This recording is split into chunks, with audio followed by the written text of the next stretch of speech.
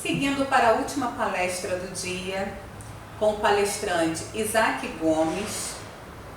Isaac é doutorando em Estudos da Linguagem pela PUC, Rio de Janeiro, mestre em Estudos da Linguagem, especialista em Educação Bilíngue para Surdos, INES, bacharel em Letras Libras com ênfase em Tradução e Interpretação, UFSC, pedagogo bilíngue, INES, professor do Instituto Nacional de Educação de Surdos.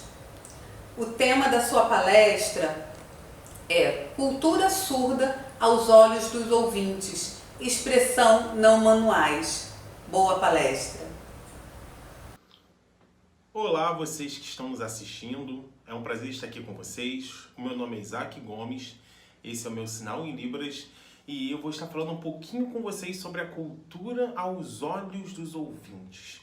A cultura surda aos olhos dos ouvintes e as marcas não manuais. Antes de começar, gostaria de agradecer o convite para estar participando desse evento. Gostaria de agradecer à Secretaria da Pessoa com Deficiência e Tecnologia, na pessoa do senhor secretário Marcos Teixeira, e também da Subsecretaria da Pessoa com Deficiência, atualmente na pessoa Isabel Jimenez. Também queria agradecer especialmente a Vanessa pelo convite, por toda a organização, por estar me chamando para estar participando e contribuindo com esse evento, que com certeza tem sido desde já incrível e tem contribuído para a formação e informação de muitos. Bom, é um prazer estar aqui com vocês nessa casa. Na verdade, estamos fazendo tudo remotamente, então não estamos na casa, mas para mim é sempre um conforto muito grande estar contribuindo com vocês aqui, na Central de Intérpretes, porque eu fui um dos primeiros intérpretes a atuar aqui nessa secretaria, se não me engano na época de 2010, já tem uns 10 anos atrás, e aí só pra gente lembrar uma fotinho direto do túnel do tempo, quando eu nem barba tinha direito, mas foi um grande prazer, foram muitas experiências positivas para minha formação, foram experiências assim magníficas que me fizeram chegar onde eu estou aqui hoje.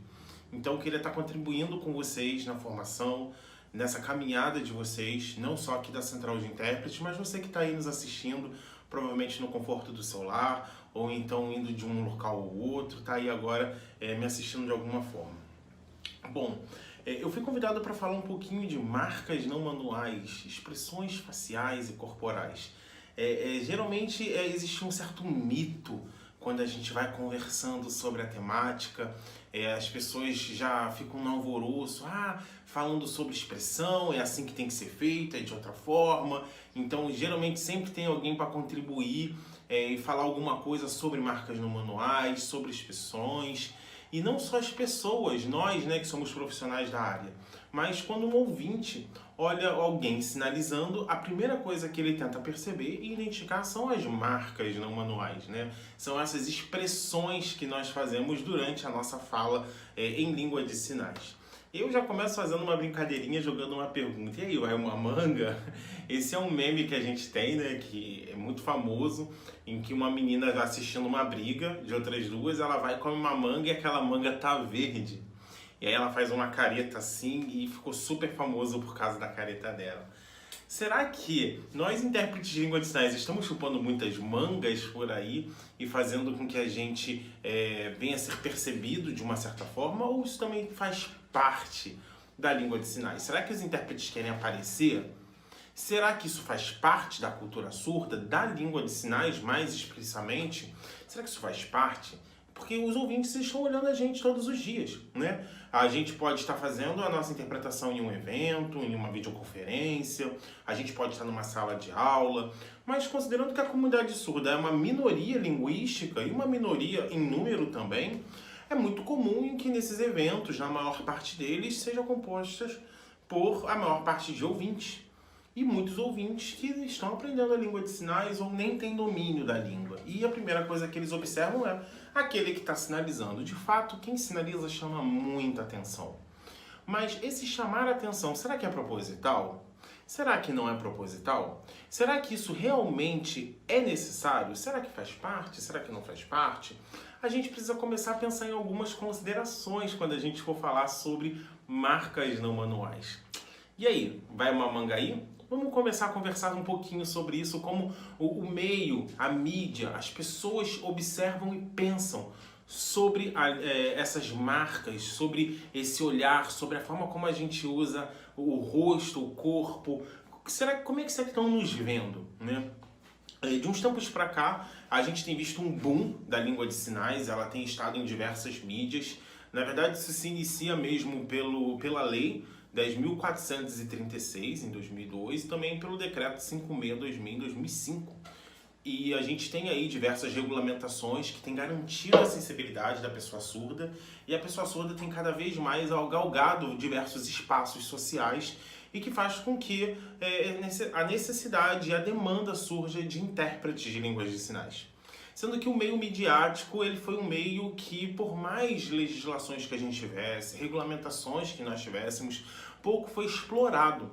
E recentemente que a gente tem visto esse boom, esse grande boom. Agora mesmo, então, no período da pandemia, que as coisas estão cada vez mais explícitas, cada vez mais a gente precisa de um intérprete que precisa estar se colocando, se posicionando e nas mais diversos tipos de rede de comunicação, usando os mais diversos gêneros de tipos de texto, a gente tem que estar lá se desafiando na frente das câmeras, na frente dos públicos, né?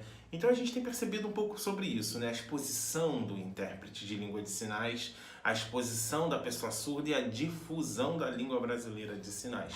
Não só desde a legislação, mas desse boom que a gente tem tido. O problema não basta ter um boom, porque todo um boom ele tem um ponto positivo. O boom, as explosões que nós temos, elas vão jogar estilhaços para diversos lados. Então vai expandir, vai crescer, vai difundir, vai levar para tudo quanto que é lugar, todos vão conhecer, todos vão saber mais sobre. Explosão, gente, faz barulho. Explosão faz o olho ter aquele boom, aquele flash. Então a gente olha, a gente quer saber o que está acontecendo, o que está explodindo. Então intérpretes de língua de sinais hoje estão explodindo, né? E a gente olha, caramba, é um boom. Sendo que ao mesmo tempo que o boom ele tem o seu atrativo, ele também acaba causando seus pontos negativos, porque há muitas pessoas que não compreendem, não conhecem e acabam julgando de alguma forma com base no seu senso comum, com base em teorias que nem sequer se sustentam, que nem são dignas de ser chamadas teorias. Então observam aquele intérprete de língua de sinais e começam a falar e usar aquilo como meio de difusão própria. Muitos jornais começaram a utilizar, satirizar intérpretes, memes na internet começaram a surgir por conta da apresentação do intérprete de língua de sinais, assim como a gente vê esse meme aqui agora no slide do Vai Uma Mangaí, da mesma forma os intérpretes de língua de sinais que estão ali prestando um serviço para uma comunidade, oferecendo ali acesso à comunidade surda, acesso linguístico, acesso comunicativo, informativo, eles começam a ser satirizados do mesmo modo. Será que está no mesmo pé? Será que a gente pode pensar que os intérpretes de língua de sinais, e nesses espaços, eles devem ser satirizados dessa forma? Será que esses estilhaços que estão indo também não têm ferido muitas pessoas? Será que as pessoas não têm aproveitado esse boom também para outro tipo de difusão que talvez não seja a mais adequada? A gente luta durante muito tempo de que língua de sinais é língua de fato, né? Mais especificamente desde os anos 60, com os estudos do William Swoke, a gente tem difundido, não, língua de sinais é língua, língua de sinais é língua, língua de sinais é língua. E aí todo evento que a gente vê, todo artigo que a gente lê, toda tese que a gente lê, toda dissertação que a gente vê, tá lá. Primeiro capítulo, língua de sinais é língua. Libras, língua brasileira de sinais, não é linguagem, é uma língua. Aí a gente perde um grande tempo explicando o óbvio. E eu acho muito legal falar sobre o óbvio, porque o óbvio só é óbvio porque ele é importante, ele é necessário. Senão não seria óbvio, não teria que ser repetido. Mas a gente repete. Libras é língua, é linda, e aí a gente consegue chegar até um certo patamar que de fato, língua de sinais, certo respeito, e aí finalmente a gente ganha a nossa visibilidade nesses últimos anos. Uma grande visibilidade, sendo que a comunidade majoritária ainda não entendeu o que é a língua de sinais, o que é a comunidade surda, como eles se comunicam, que não é só usando as mãos, não é só o alfabeto manual da Xuxa, como a gente diz, é muito mais do que isso. E aí esse boom chega. E agora? Né? Então a gente precisa começar a pensar, será que só os memes vão estar trazendo um reforço negativo para aquilo que a gente tem lutado por anos? Libras é língua. E aí vem um meme dizendo, olha a careta do intérprete. Libras é língua. Aí a gente chega e fala, ah lá, o intérprete fazendo qualquer coisa. Libras é língua. Aí um jogo do surdo-mudo em diversos stand-ups. A gente tem lá, Libras é língua de novo. A gente vai e fala. Aí vem algum comediante, resolve fazer piada com a comunidade surda. Faz piada com o trabalho do tradutor, do intérprete. Aí a gente volta a dizer, Libras é língua. Aí chega um jornal e aí, em vez de prestar atenção num debate político, tira milhões de prints de um intérprete para poder mostrar que ele ganhou ou não ganhou, debateu, o que aconteceu. Aí a gente reforça dizendo, Libras é língua. Nosso trabalho não para, né? Essa que é a verdade. A gente continua aqui lutando, brigando, dizendo que Libras é língua. E aí eu vim trazer um pouquinho dessa fala hoje, mostrando como é que a comunidade ouvinte tem nos olhado nesses últimos anos também. E um pouquinho que a gente tem visto é o seguinte. Por exemplo, num show de heavy metal que teve, eu acho que isso não é nem aqui no Brasil, uma intérprete roubou a cena. Roubou a cena. E aí eu fico pensando, né? Eu peguei um exemplo que não é muito conhecido, mas a gente pode ver hoje nas lives. Quantas lives a gente tem em que a gente vê as pessoas comentando, se fala, nossa, o intérprete foi a estrela. Será que esse é o nosso papel? Né? Não dizendo dessa forma, porque muitos intérpretes muito profissionais se colocam e de fato roubam a cena. Porque a cena deve ser roubada. Porque a música apresentada, o tema apresentado é para roubar suspiros, é para roubar atenções. E o intérprete está realmente fazendo o seu trabalho ali, ele não está ali para aparecer. Claro, eu digo aqueles que são profissionais, não aqueles que estão ali fazendo simples malabarismos, né? A gente sabe que nós temos uma equipe de profissionais de excelência que tem atuado nas lives hoje, principalmente nesse período de pandemia, que tem exercido um trabalho de profissional de excelência e ainda assim saem nas mídias dizendo assim, nossa, o intérprete, ele fez a gente sentir a música, independente de a gente entender a tradução dele, não julgando a tradução daquele tradutor, daquela tradutora, que com certeza foi de excelência, mas como se você conseguisse apenas entender a letra da música pela expressão facial, e não é bem por aí. Né? Então a gente tem visto muitas divulgações, muitas pessoas que chegam e falam assim pra gente, às vezes, né? Quando a gente desce de um palco, quando a gente sai de algum local, a pessoa fala assim, nossa, eu só olhava pra você. Mas a gente pensa, por que a pessoa só olhava pra gente? É porque a gente exercia um bom trabalho mesmo, ou porque a comunidade ouvinte ainda não conseguiu se acostumar com o fato da gente estar ali sinalizando, da gente apresentar às vezes umas expressões faciais, apresentar um certo uma apresentação, um movimento corporal que destoa um pouquinho às vezes da realidade do que está apresentando, mas tenta representar aquela realidade, né? Então será que é um motivo da gente ver como estilhaço positivo, eu digo, desse boom? Então a gente tem que começar a pensar, realmente, muitas pessoas eu vejo fazendo movimentos em redes sociais, falando assim, tem que falar contra isso, não pode acontecer das pessoas falarem dos intérpretes dessa forma. Tem coisas que a gente também não consegue fugir. Se a gente quer visibilidade, se a gente quer alcançar a difusão do nosso trabalho de tradutores, de intérpretes de línguas de sinais, a gente não tem como fugir, por exemplo, de ser alvos de memes, de fato, de piadas de artistas ou de pessoas, de comediantes. Então a gente não tem como fugir disso, isso faz parte. Os comediantes utilizam o que está em alta para fazer o humor.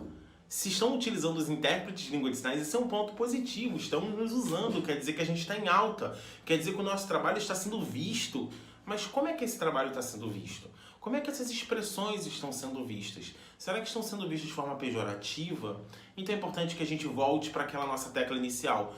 Entendo que isso é positivo, mas vamos voltar para o lado, o que a gente faz é língua, o que a gente faz é tradução, o que a gente faz é coisa séria. A gente não está aqui para roubar a cena, a gente está aqui para compor a cena, tanto quanto aquele que toca, tanto quanto aquele que canta. Tanto quanto qualquer um que está ali na frente, a gente está ali para compor a cena. A gente não é algo fora da cena, a gente não rouba a cena. Se a cena da tradução está maravilhosa, isso acontece também porque o que está acontecendo está sendo maravilhoso. Porque o que está sendo acalorado, né? Então a gente vai vendo vários exemplos disso na rede social. Então eu vou passar bem rápido de alguns exemplos também. A gente teve esse exemplo famoso, eu vou trazer alguns exemplos do Rio de Janeiro também, de intérpretes daqui que provavelmente vocês também conhecem, como que aconteceu com a Judete Amorim, num debate político no Rio de Janeiro, e foi se falado disso por muito tempo. Ah, por que expressão é essa? Por que fez aquela expressão? Mas ali as expressões feitas foram as expressões utilizadas na língua de sinais, naquele debate específico que realmente, em dados momentos, houve um calor do debate. E isso tem que ser apresentado em língua de sinais. O ouvinte ele tem direito de receber uma informação com recorte de tom de voz do candidato X, do candidato Y, e o surdo ele tem que ouvir voz de Google Tradutor. Eu agora não concordo com você. Não, gente. A gente tem que ter um colorido na língua de sinais, né? A gente tem que se colocar também. Assim como os surdos se comunicam naturalmente, a língua de sinais ela flui naturalmente. E aspectos afetivos também vão aparecer.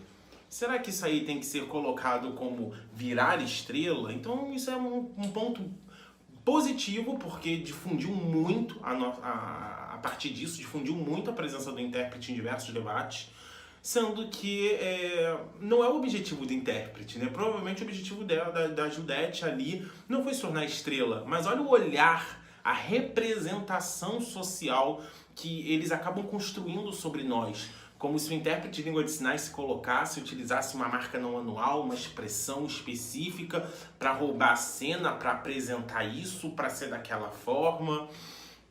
Eu acho que a forma como os ouvintes têm encarado a cultura surda está um pouco equivocada. Então, informações como essa aqui de hoje são fundamentais.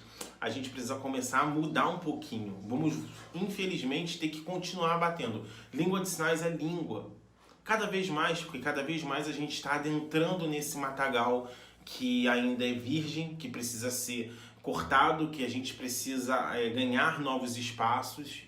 E isso demanda trabalho. Isso demanda dizer, o que está sendo feito aqui é um trabalho profissional. Não é um trabalho de quero apresentar, quero ser o estrela ou roubar a atenção de um debate, por exemplo, que de fato não foi o que aconteceu. Ou então, os memes, como eu falei, usando a termo caras e bocas. Gente, os surdos não usam caras e bocas. Os intérpretes não fazem caras e bocas. Isso faz parte da língua. Isso faz parte da língua. Provavelmente você que está me assistindo agora, se você já é tradutor e intérprete, aí pensa assim, sim, eu concordo, isso eu até já sei, Isaac, isso não é novidade, mas há muitos que estão nos assistindo agora que talvez nem saibam disso. Uma vez eu fui sinalizar num evento e me pediram assim, você pode ser o mais neutro possível? Não usar muita expressão? Como é que a gente pode fazer isso? Será que eu posso pedir para uma pessoa, então você pode falar de forma robótica? E até uma coisa interessante, porque às vezes a gente fala até para as pessoas, né? Ah, o intérprete de língua de sinais vai atuar. E as pessoas acham que elas têm que falar pausado para a gente poder traduzir. Bem-vindos, agora vamos falar sobre... Não precisa, gente. A fala ela é natural, ela tem que se expressa de forma natural. É um enunciado comunicativo, num ambiente específico. Não é preciso que haja preocupação com X ou Y. Tudo bem, eu não digo que a gente não tem que se preocupar com o intérprete, mas eu digo que a fala ela é natural. Da mesma forma como a fala tem que fluir naturalmente, o intérprete de língua de sinais também, ele vai sinalizar naturalmente porque ele entende e conhece os aspectos gramaticais daquela língua e que precisa ser expresso, precisa ser oferecido para que aquela comunidade tenha acesso a das mais diversas expressões da língua portuguesa, né? Inclusive os seus traços subespecificados, a prosódia, né? Isso precisa ser percebido pela comunidade surda. Isso é essencial. Faz uma grande diferença, por exemplo, no que eu apresentei antes, num debate, para saber se a pessoa está utilizando um tom irônico ou não. Como é que eles vão saber? Se eles precisam ter acesso à informação e à comunicação, essas caras e bocas não são caras e bocas. Elas são pontuações essenciais para que aquele que está assistindo saiba compreender se ali está sendo uma ironia, se ali está sendo uma fala provocativa. Isso aí é fundamental, né? E aí, além disso, a gente tem aí um pouquinho mais recente, que também foi bem difundido, do Fabiano, que também é aqui do Rio de Janeiro, né? Lá em Brasília, ele interpretando a posse da Regina Duarte. E aí, em um dado momento, ele vira, e aí o fato dele ter parado e olhado foi um boom. Não, o intérprete olhou, ele teve uma reação. Agora a gente é robô. A gente não pode ter certas reações. Eu entendo que tem certas reações também que a gente precisa saber lidar, mas aqui o que o Fabiano fez é uma reação natural. Quantas vezes a gente não precisa buscar um recurso? Quantas vezes a gente não precisa buscar um olhar? Então percebam, olha só, como a tradução da Elisângela, a gente tem aqui a tradução do Fabiano, a tradução da Judete, que são pessoas conhecidas aqui no Rio de Janeiro e no Brasil, né? Têm sido representadas e compreendidas pela comunidade ouvinte. O coitado do intérprete. Lá as caras e bocas. Olha a estrela. Olha quem roubou a cena. Nós não estamos aqui para isso. Fabiano, Judete, Elisângela, em nenhum momento estiveram lá para isso, para roubar a cena, para fazer algo. Eles são profissionais. Estavam ali atuando de forma maravilhosa. Sendo que a forma como eles compreendem as marcas não manuais, a cultura surda, o uso da língua de sinais, da expressão da língua de sinais, precisa ser revisto. E aí a gente precisa repetir sempre o óbvio. E aí a gente pensa, mãe, já posso ser intérprete de língua de sinais? Olha só, já sei fazer caras e bocas, por exemplo. Não é bem por aí.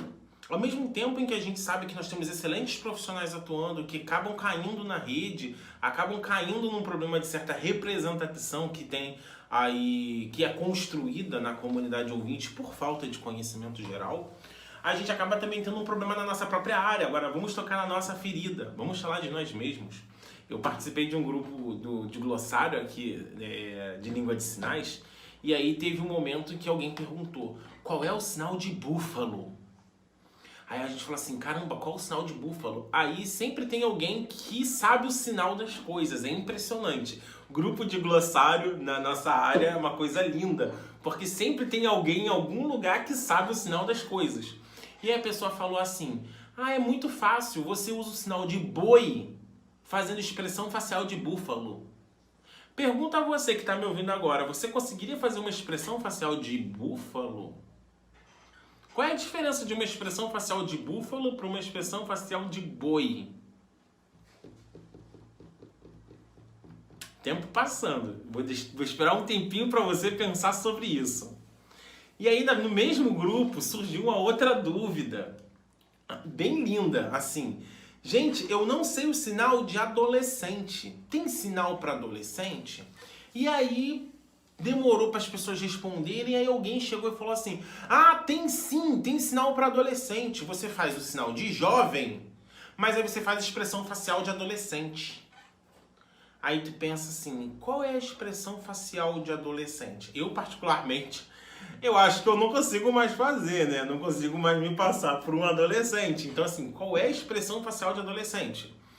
Então, acabamos achando, não só lá fora, os ouvintes que não conhecem a cultura surda, não conhecem a língua de sinais, nós mesmos, da nossa área, parece que não entendemos o que estamos fazendo às vezes, né? Não é o caso do que eu apresentei para vocês, que são intérpretes de renome atuando. Nós mesmos, às vezes, não sabemos o que estamos fazendo. E isso, muitas vezes, não é culpa nossa. Muitas vezes é porque a gente aprende isso em curso de Libras. Chegam pra gente e falam assim, falta expressão. Tá, o que falta? Que expressão é essa que tá faltando? Aí, às vezes, a gente acha que fazer expressão facial é... Ou então dão aquele clássico, aquela clássica tabela do Pato Donald, com 45 expressões faciais, aí fala assim, tem que fazer todas. E aí acha que isso é expressão facial e logo, se você consegue fazer você já é intérprete. Não é bem por aí. Não basta você fazer expressão facial de adolescente ou expressão facial de búfalo para ser intérprete, porque eu acredito que isso nem exista. Então, Como é que é? Então, sei lá, qual é a diferença entre banco e cadeira? Faz expressão facial de banco? Sabe? As expressões faciais não estão aqui para resolver uma distinção específica, embora elas possam fazer isso, mas não é o grande objetivo delas. E também as expressões faciais, corporais, né, as marcas não manuais, elas não estão aqui para você fazer o sinal simplesmente ganhar um outro significado porque você mudou uma coisa ou outra. Não é bem por aí que acontece. Vamos começar a entender então um pouquinho sobre o que são essas marcas não manuais. Eu vou passar para vocês bem rapidamente. É uma coisa que às vezes eu tenho discutido em algumas lives. Para a gente começar a entender, a língua brasileira de sinais, assim como a língua portuguesa, ela é dividida, ela é organizada em alguns parâmetros. Então, existem vários estudos, diversas discussões sobre a quantidade de unidades paramétricas, uma quantidade de elementos fonológicos que a compõem. A gente diz que são 5 parâmetros, mas cada parâmetro tem um grupo enorme de fonemas possíveis, então assim, são muito mais do que 5 bases. Então tem gente que vai dizer que são 6, 7, tem gente que vai dizer que são só 3, 2. Então, em linhas gerais, eu vou estar assumindo aqui que são 5 parâmetros na língua de sinais. A gente vai ter um número X de fonemas no português, que a gente consegue criar 80 mil palavras no léxico da língua portuguesa. Então são unidades sonoras do português que se juntam, formam palavras, formam novas unidades que vão formando novas sentenças, e essas sentenças se tornam de formas infinitas. Tá? Assim também a língua de sinais faz. Ela compõe vários elementos, que são os 5 parâmetros, vão se compondo até se tornarem sinais, e esses sinais se compõem de formas a se tornarem sentenças, que são infinitas, tanto quanto é a criatividade de um sujeito. Então a gente vai ter 5 parâmetros de base, que é a configuração de mãos, a gente já conhece, é a forma pela qual a mão se forma para realizar um determinado sinal, o ponto de articulação ou locação, que é onde incide o sinal, o movimento ou a ausência de movimento, é aquele que o sinal possui ou não, e o movimento é interessante porque ele inclusive é observado desde as microarticulações, digamos assim, a articulação do seu dedo, cada articulação que se movimenta, ele é observado na língua, não só se o sinal tem movimento cíclico, enfim, não, é o movimento, até movimento de transição a gente observa. A orientação da palma da mão, que já é um parâmetro secundário, é para onde a mão fica direcionada durante a realização do sinal, e por último, o que a gente chama de marcas não manuais, o que possivelmente vocês devem ter aprendido como expressões faciais e corporais. Alguns teóricos assumem como marcas não manuais ou marcadores não manuais. Tá? E é sobre eles que nós vamos falar.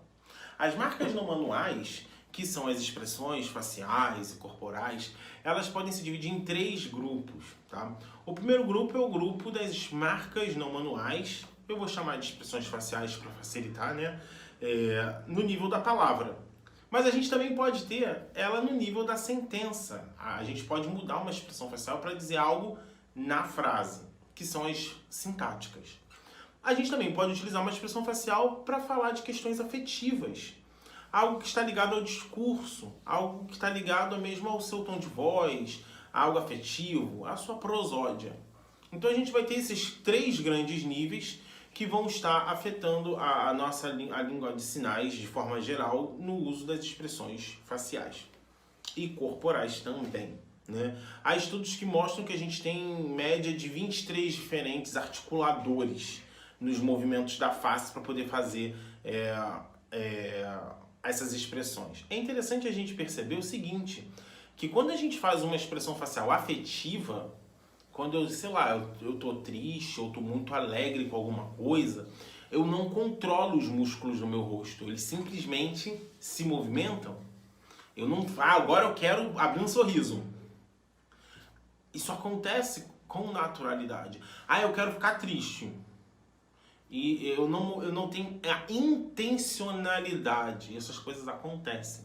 Agora, diferente daquelas expressões faciais gramaticais, que é a lexical e sintática, que eu preciso selecionar músculos específicos, como, por exemplo, aqueles que eu utilizo para levantar minha sobrancelha, aqueles que eu utilizo para fazer o movimento dos meus lábios.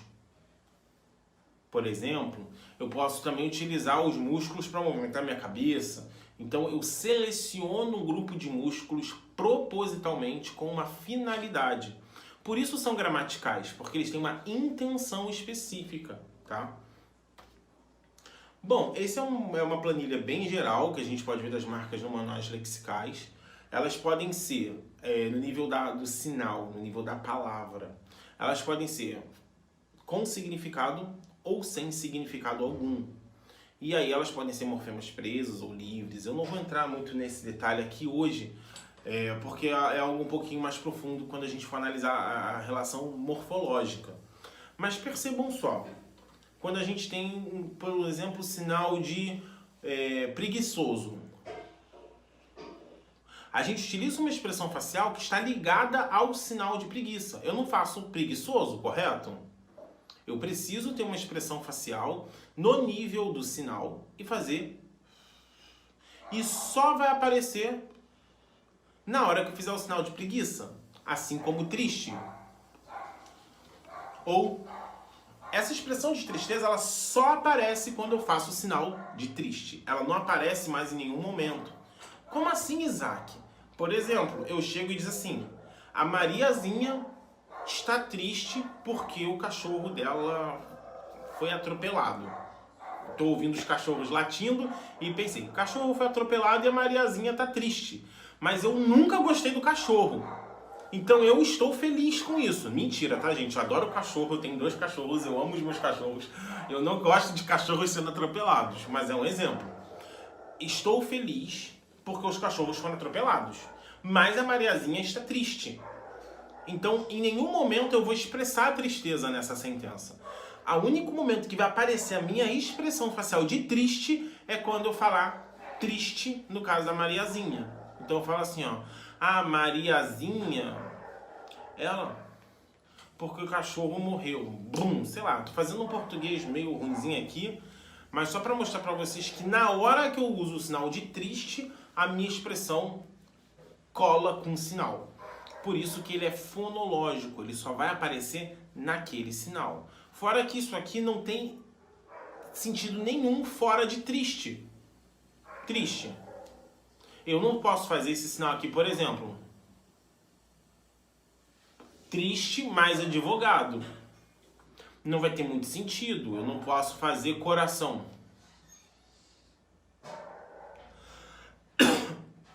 Nesse caso, o que eu digo é porque essa expressão de triste, ela está presa ao sinal de triste. Ela não está funcionando como um morfema livre. Ah, Isaac, eu posso fazer que o coração é triste, mas aí vai ser um outro tipo de expressão, é um outro tipo de classificação. A gente vai ver agora as morfológicas. As morfológicas, elas têm um significado solto. Por exemplo, a gente tem formiguinha, a gente usa formiga assim, né? Bebezinho. Casinha. Percebam que em todos esses sinais eu uso a mesma expressão. Porque isso significa inha na língua de sinais. Ou inho, né? É diminutivo. Então eu estou falando inha porque para mostrar que existe uma relação morfológica. Então eu faço um sinal, como casa, e... Claro, para eu operar a modificação de casa para casinha, eu não vou usar só a expressão facial. Eu tenho outros elementos, como movimento, tensão do sinal. A gente tem outras coisas aí que vão acontecer. Mas, em linhas gerais, a gente vai ter uma expressão facial que vai ser um morfema que vai se juntar à casa para dizer que ela é uma casa pequenininha. Tranquilo, gente? Então, a gente tem aqui uma expressão facial lexical que pode ser fonológica ou lexical, ou morfológica. A gente tem as sintáticas também. As expressões faciais sintáticas, elas vão acontecer no nível da frase. Vou até pegar um pouco de água para falar sobre isso. É hora da gente pegar água, se hidratar, porque o negócio agora vai ficar tenso.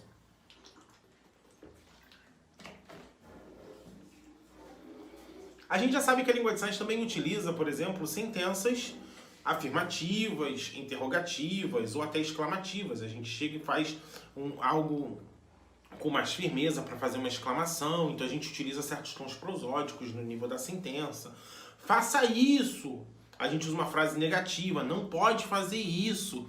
A gente faz a marcação da cabeça ao longo da sentença. Então, essas marcas sintáticas vão aparecer ao longo da frase. Mas também podem aparecer para fazer certas marcações sintáticas.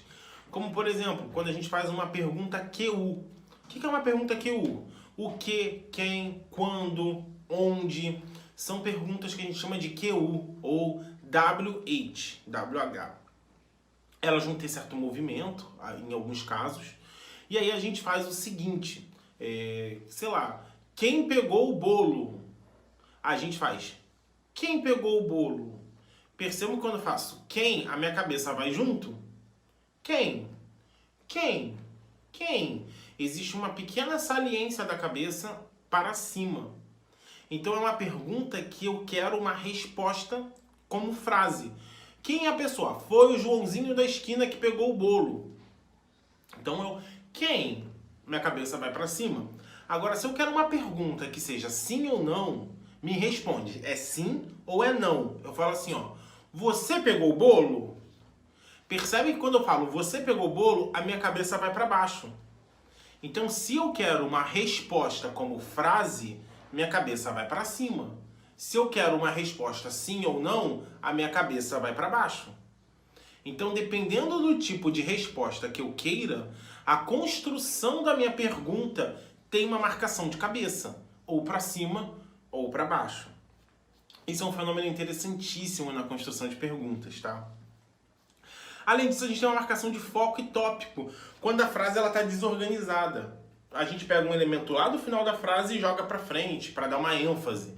Eu chego e falo assim, o João, ele comprou o carro.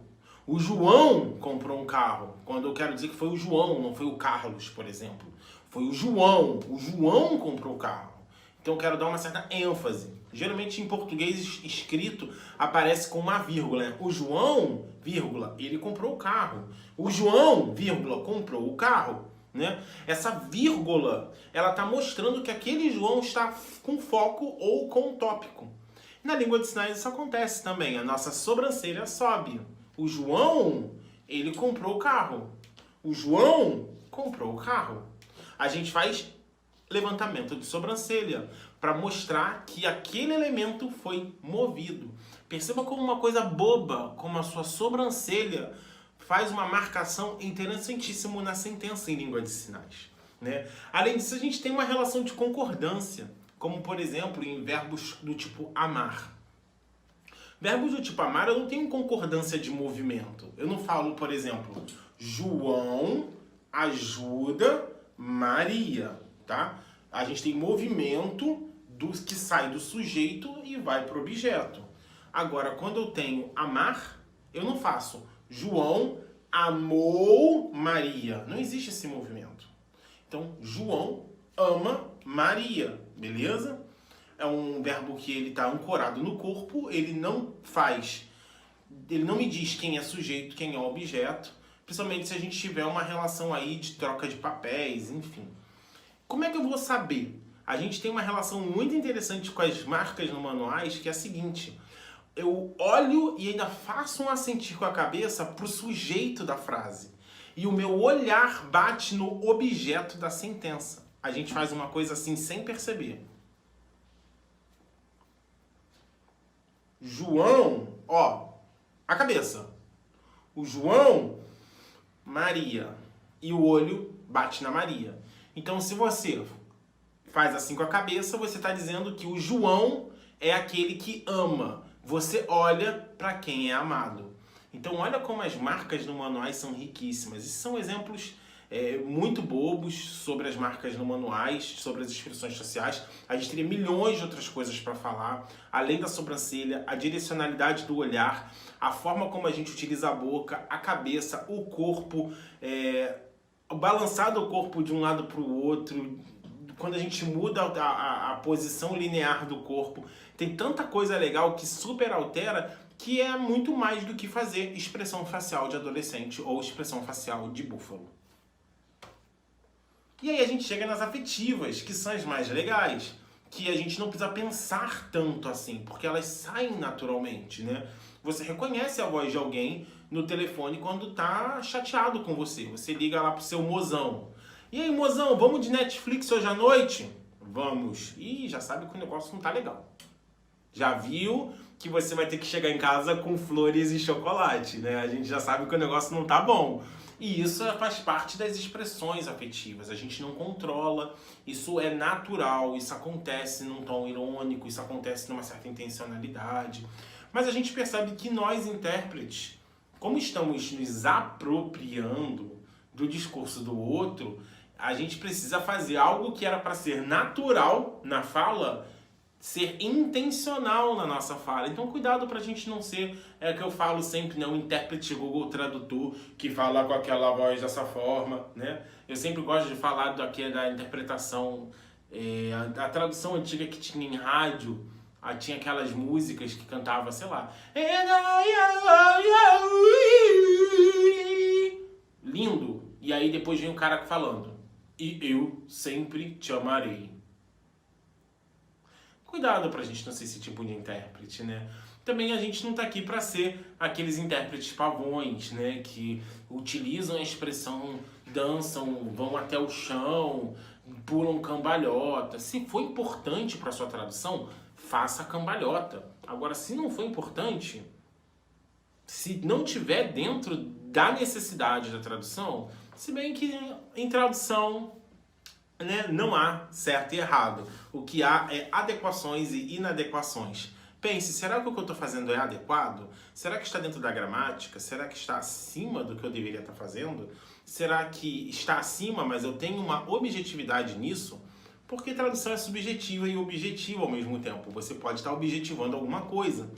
Mas será que esses seus objetivos de atuação vão ao encontro? Será que... Opa, quase deu ruim aqui que a bateria estava acabando. Será que os seus objetivos de tradução daquela forma vão ao encontro do que é necessário para a luta e avanço da categoria de tradução, de interpretação? A gente tem que pensar nisso também. E para finalizar, eu quero mostrar para vocês como isso tudo se configura de maneira louca e como a gente tem que pensar em tudo. A gente chega e fala assim, João, é um tópico, então eu preciso levantar minha sobrancelha. E aí eu tô, né, fazendo um levantamento de sobrancelha e aí depois eu falo ele e eu preciso retomar quem é o referente. Então o meu olho retoma referente. Eu digo, João, ele, o meu olho bate no ele. Além disso, é uma sentença interrogativa. Então eu tenho que chegar e falar assim, por quê? Triste? Por quê? Por quê? Então, o João, ele, ó o olho. Triste? Por quê? A cabeça indo junto. Além disso tudo, a gente no sinal de triste tem que fazer uma expressão de tristeza. Lembra da lexical? Marcada na hora. Tristeza. Além disso, quando chega lá no pronome interrogativo, eu não posso também manter minha sobrancelha alta, né? Eu tenho que baixar, porque não basta só jogar a cabeça para cima. Então eu tenho que... Por quê? Por quê? Ó. Além de jogar a cabeça para cima, minha sobrancelha cai. Por quê? Olha quanta coisa a gente tem que pensar quando a gente está sinalizando. Não é um trabalho fácil. Sendo que tem um problema maior. Não basta saber isso tudo. Além disso tudo, eu estou sendo irônico. Eu estou traduzindo um discurso irônico. Aí eu falo, o João? Por quê? Por exemplo, mal feito, mas além disso tudo, tem que ainda trazer um tom irônico. Gente, o trabalho do intérprete de língua de sinais não é fácil. Não é fácil. Será que as pessoas estão vendo aí o que a gente está fazendo para roubar a cena? Eu acho que não. Será que a gente faz caras e bocas apenas? Eu acho que não. Será que a gente sofre na hora de fazer um discurso? Provavelmente. Mas como é que as pessoas estão nos vendo? É preciso que a gente volte a reafirmar: Libras é língua, o nosso trabalho é um trabalho sério.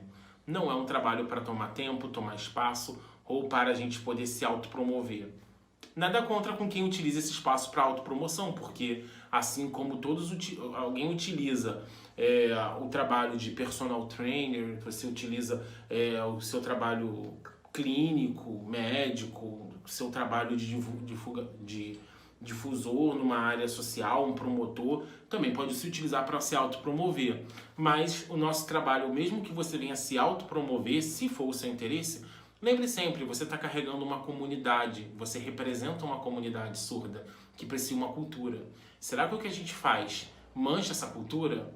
Você pode se promover, mas que tipo de promoção você está levando sobre a comunidade surda, sobre a cultura surda e sobre a categoria dos intérpretes e dos tradutores? Vale a pena essa reflexão. Gente, muito obrigado, tá aqui os meus contatos. Pena que foi um vídeo muito curto, muito rápido, mas é um prazer sempre estar contribuindo, principalmente para essa casa SEAD. Novamente, Vanessa, muito obrigado pelo convite. E a você que está aí me assistindo e precisando, a gente mantém contato. Abraços.